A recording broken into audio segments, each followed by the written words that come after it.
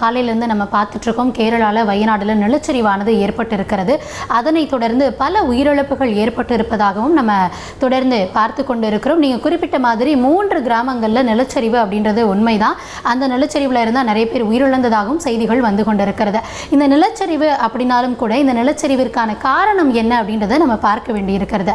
நம்ம எல்லாருக்குமே தெரியும், கடந்த சில நாட்களாக மேற்கு தொடர்ச்சி மலைப்பகுதிகள் மற்றும் கேரளாவில் கனமழையில் அதி கனமழையானது பெய்து வருகிறது. இந்த கனமழையின் விளைவாக என்ன நடக்குது அப்படின்னு பார்த்தீங்கன்னா, இப்போ நமக்கு நிலச்சரிவு ஏற்பட்டிருக்கக்கூடிய பகுதி நம்ம சொல்லக்கூடியது இந்த முண்டக்கை, சூரல்மலா, மேப்பாடி, இந்த 3 பகுதிகள் தான் தற்பொழுது இந்த நிலச்சரிவில் சிக்கி இருக்கிறது. இந்த முண்டக்கை அப்படின்றது எப்படி பாதிக்கப்படுது முதலாவதாக அப்படின்னு பார்த்தோன்னா, இந்த இடத்துல சாலியாறு அப்படின்ற ஒரு ஆறு பாயிறதாக சொல்லப்படுகிறது. இந்த சாலியாறினுடைய நீர்பிடிப்பு பகுதிகளிலும் கூட தொடர்ந்து கனமழையானது பெய்கிறது. இந்த கனமழையின் காரணமாக என்ன ஆகுது அப்படின்னா, அந்த சாலியாறு வழக்கமாக தான் பாயக்கூடிய பாதையிலிருந்து விலகி வேறொரு பாதையில், அதாவது புதிதாக ஒரு பாதையில் பாய துவங்குது. இதனால் அது வழக்கமான பாதையை விடுத்து பாயக்கூடிய இடத்துல அமைந்திருக்க பகுதியாக முண்டக்கை இருக்கிறது. ஸோ ஒரு ஆறு அதிகமான வெள்ளப்பெருக்கோட தன்னுடைய பாதையை மாற்றி பாயும் பொழுது அதனுடைய வேகம் வந்து கட்டுக்கடங்காத வகையில் இருக்கும். அந்த வகையில் கட்டுக்கடங்காத வேகத்தோட அந்த சாலியாறு பாய்கிறது.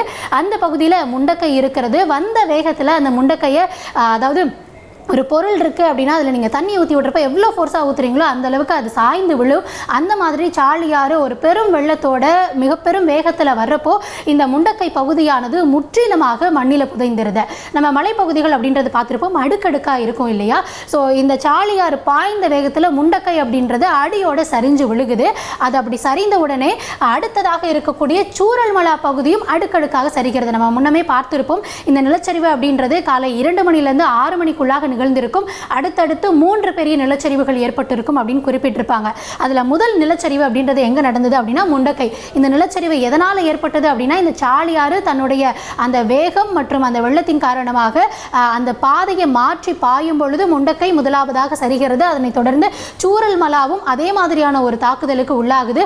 தொடர்ந்து அந்த ஆறு தன்னுடைய பாதையை மாற்றி பாயும் பொழுது அதனை தொடர்ந்து இருக்கக்கூடிய மேப்பாடி அப்படின்ற இடத்திலும் இந்த நிலச்சரிவு, இந்த ஆறு பாதை மாறியதன் விளைவாக தொடர்ந்து ஏற்படுகிறது.